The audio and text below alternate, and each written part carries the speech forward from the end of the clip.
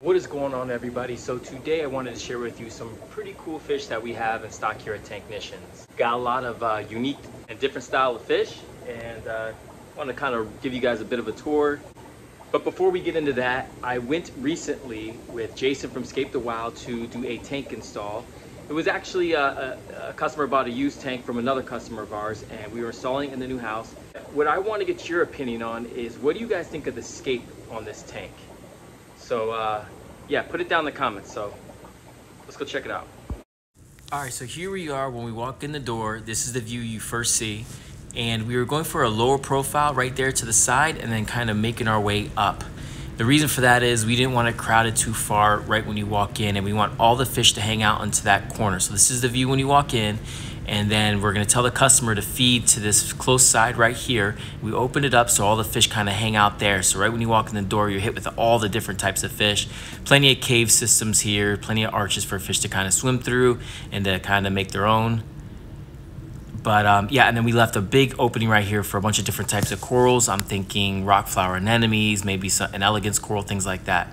But this is Jason, Scape the Wild's first scape, and I think he did a great job. Because this house is under construction and it's gonna be a confined area, I just wanted to keep this scape open as possible, and I think we did that. All right, so we're back at the shop now, and let's go ahead and I'll give you a rundown of everything cool we have here at the shop. First up, we have a decorator crab, which I desperately want in my my 20-gallon tank that I have at home, my planted aquarium. He is a big, he's pretty big. He's a good size, so I don't know how well he'd fit in that tank. He looks like a tarantula, it's crazy. But what's really cool about this crab is, you know, decorator crabs, they take off bits of algae and other, you know, things that they find, and they put it on themselves to kind of blend in with their environment. Well, if you notice, this one has black all over him, which makes him look like a tarantula. And that's because he's been taking it off the sponge filter. We have these sponge filters in the aquarium, and you can see chunks of them missing. See, right there, there's a chunk missing, and he's just been putting it on himself, blending in with his environment, which is, I'm blown away by that. Like, it's really funny. So yeah, he's destroying our sponges, so lesson learned. We won't be putting sponges in with these guys in the future. We have 2 of them in stock, and there's the other one back there. He's doing the same thing, beating up our sponges and putting it on him. We have some chocolate chip starfish. These guys are different looking. They don't have the black spots like you usually see, but we use these as basically feeders for harlequin shrimp. So customers come in and purchase these once they run out of the, you know, Astrea starfish that are in their reef system and the harlequin needs to eat. And if they're not able to get the harlequin shrimp out, they'll buy one of these like once a month or so. Down below here, this little buddy is a Halloween hermit crab. Just trucking along the side. These guys are really popular. He'll be scooped up pretty soon. Now, when it comes to fish, check these beauties out. These are Bellis angels. Smaller ones, still juveniles, but the male will get a really pretty color on them. And so far they're doing really good. They're eating really well. They're in quarantine. I think this is the first week of their quarantine, so they're getting medicated at a therapeutic level right now. And they're active, swimming good, eating good. These are Bellis angels, and they are probably, they are reef safe. They're considered reef safe angelfish, but not, you know, and they get really pretty. So if you want to keep an angelfish, and I'd say about no less than 125-gallon tank, the Bellis angels are the answer. And these guys got about, what, 5 more weeks in quarantine. So yeah, they got like 2 weeks of medication, and I think 2 weeks of observation, so like 4 weeks, and then I'm sure by then we'll have a buyer for them. Sliding over to the side here is a raccoon butterfly fish hiding behind the sponge, and then we have a lemon peel angel, which we don't often get the angel fish that are not reef safe, for the simple fact that, like, a lot of people like to keep corals, and anything that's not reef safe, they don't really care for. So there are a few customers that are fish only, but we rarely get the more aggressive fish in, the not reef safe ones. Yeah, it's a pretty fish. All right, moving over here, we got some more angelfish in here. We have the Lamarck angelfish, which is a reef safe angelfish, which is probably hiding behind those sponges, unfortunately. We also have a pearl scale butterfly and some lyre tail blennies in there too. Let's see if I can sneak over here. see them yet. Everybody's just kind of hanging out. There it is. There's a Lamarck. Yeah. So the Lamarcks are a really cool fish. They get a little bit of a blue streak in them. The males do, but they're mostly silver and black. Not as pretty as the Bellis Angels, but like I said, the male does get a little bit prettier. And then the pearl scale is still hiding, but we have a pearl scale in this tank with these two monos. But why is I guess all our pearl scales are hiding. Shy fish. If they come out, I'll make sure to get videotape. Over here, we have an Oreni tilefish. This fish is over $1,000. Would you spend $1,000 for this fish? He's about, what, 6 inches long or something like that. And we call this fella Quasimodo because he's got a bit of a hunchback, which gives him personality. We're just seeing his belly right now, but he has a really pretty side. He's got yellow on the side with purple, but he thinks I'm gonna feed him, so he's like too busy paying attention to me. Not shy at all, this fish. It's more concerned with just eating. It just wants to eat all the time. That's all it wants to do. Nobody's behaving for the camera today. Looking straight at us. Look at that face. How could you not love that face? I don't know if I love $1,000 worth, but a gang of Banggai Cardinals all together here. They're almost done with their quarantine. They should be in observation pretty soon, and they'll be up for sale. And we're gonna sell those no problem. People love those fish. Just such a cool, unique look to them. Silver and black, I know. I think when you have a bunch of colorful fish, adding the silver and black kind of really does look cool. Some Anthias in here. Another Klein butterfly and some canary blennies. These are bigger canary blennies. That's a pretty fish. These are wild caught. These are not aquacultured. Great fish. You need some color in your tank. Canary blennies are awesome. Look, I just love that fork tail in the back. I got streamers in the back. It's so cool. And they got decent personalities too. Up top, blue draw trigger. Just sold one of these today. Next tank, we have some more Bellis Angels, along with the Borbonius or Blotchy Anthias. And all these fish in this tank I want. I would love to have all these at my house. I don't even have a fish tank big enough to house these fish, but one day. Yeah, these are really pretty. I love those Anthias. Over here, we just have a cold tang. Here we have some lyre-tailed blenny down here. Smith blennies up top that are finally, they're done with quarantine and they're done with their they're ready for sale. And again, you have that white and black, but you know, when you have a bunch of colored fish, the white, it's really actually kind of hard to find a white fish in the aquarium hobby, so that white kind of stands out. Especially if you run a lot of blue lights, this fish will like pop it. It will show itself pretty well, and they kind of remind me of cichlids for some reason. I don't know why. And then we have a gang of yellow chorus wrasse in this tank. A bunch of these little babies. These guys sometimes are very hard to get, so when they're available, you want to kind of stock up, and they go quick too. People love these yellow chorus wrasse.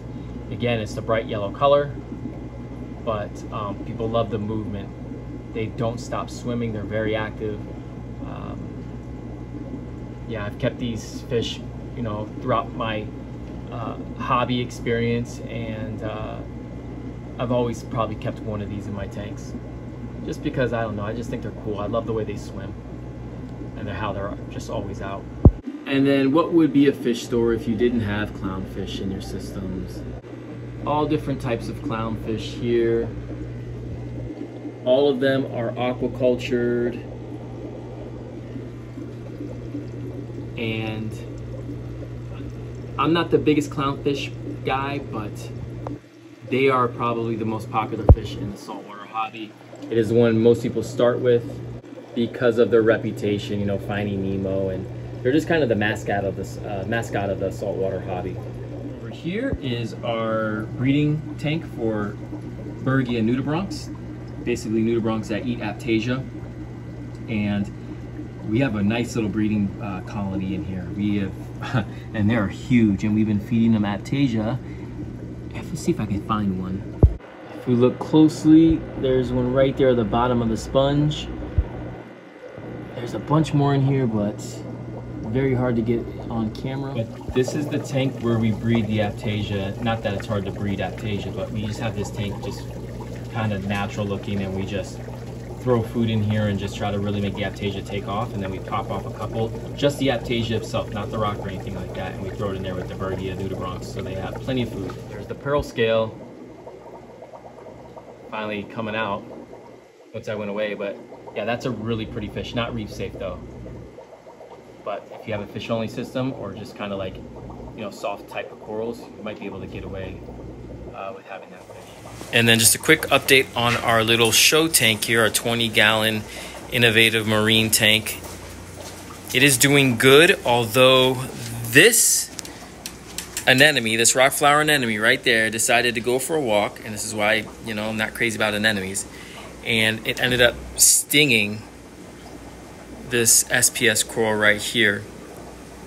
But not just stinging it, it kind of like flipped it over, because it was on the glass and it made its way down through here, and it like flipped it over, and then it was upside down and got stung, and now it's all bleached out.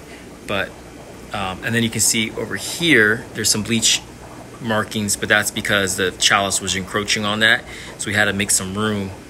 So anybody who's like packs their nano tanks with a bunch of coral, thinking that like eventually you're not going to deal with coral warfare, you're not thinking ahead, man. Chalices can be pretty potent with their stings, and you can see you have a lepto over here, you have a monopore over here. All this stuff is kind of, you know, it starts off as little frags, like this little piece right here, but then it grows all through there, and then these guys end up starting a battle, and there's gonna be a winner and there's gonna be a loser. So be careful, design your tank, you know, smart in a way that, especially nano tanks, that if you want to keep a lot of coral, that they have room to grow and that they're not gonna, you know, hurt each other. Because this tank is getting to the point where like things are starting to like run into each other, and it's gonna be a problem. How this star polyp hasn't like gone rogue is crazy to me. It's just sticking to this rock for whatever reason.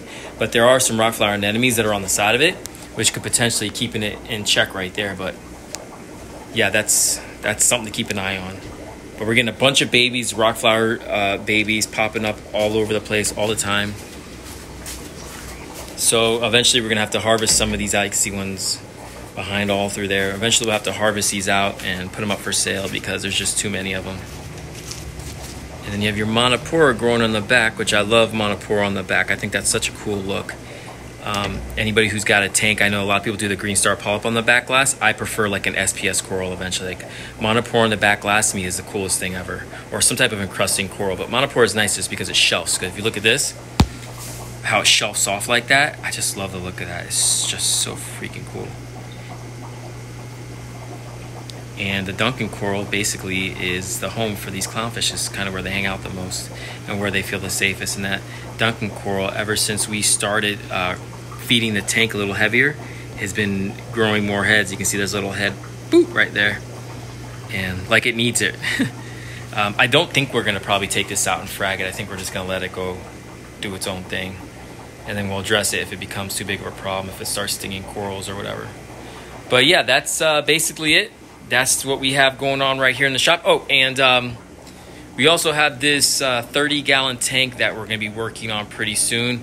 Emptied it out, cleaned it out really good. We're starting it from scratch, and we're going to have videos posted up on Tanknician's YouTube page and probably some of my YouTube page of the process of this tank from point, you know, from very day one when you put sand, rock, and salt water in there. We're just going to be going through our process and how we do things here at Tanknicians and how we recommend setting up a tank and going about you know, taking care of it. And it'll be a series, and hopefully you learn some tips and tricks from that. All stuff that we've learned doing service these many years, and yeah, hopefully you guys can pull something from that. But I'm thinking for this tank we're gonna go probably a little bit LPS heavy. Probably ease up with the softies, not a lot of softies, maybe some cool zoas, but mostly I want to focus on SPS corals. I think that's what I'm going. I don't know. What do you guys think? Should this be an LPS tank mainly, or should it be an SPS tank? I haven't decided. I'm thinking maybe some cool acros. Maybe we do this all acros. I don't know. I'm so back and forth with it. Let me know what you guys think down in the bottom, because we're about to get this thing started, and I want to hear from you guys. And whatever you guys say, we'll scape it in the way of that. Whatever you guys decide. If you want it to be like more LPS with chalice corals and fabias and lower light corals and you know, things like that, let's do that. I really don't want to do Euphyllia corals because I feel like Euphyllia corals has just been done. It's kind of boring. But I'm thinking chalices, fabias, cephastrius, things like that, I think would be kind of cool. Now we'll need movement, so maybe a hammer here or there or something like that. But or we do sticks. We just do a bunch of cool acros and SPS corals, monoporas and things like that. Maybe we get a couple of zoas on the bottom. I don't know. Comment and down below and let me know what you guys think we should do. But either way, we're gonna go through the whole process from beginning, and you're gonna see the journey that we go through to get this tank looking hopefully as good as this one is. All right, so it's the end of the day and I am out of here. I got a lot of things to do. Thank you guys so much for watching. I hope you enjoyed the video. Please comment. I will see you guys in the next video. Thanks so much.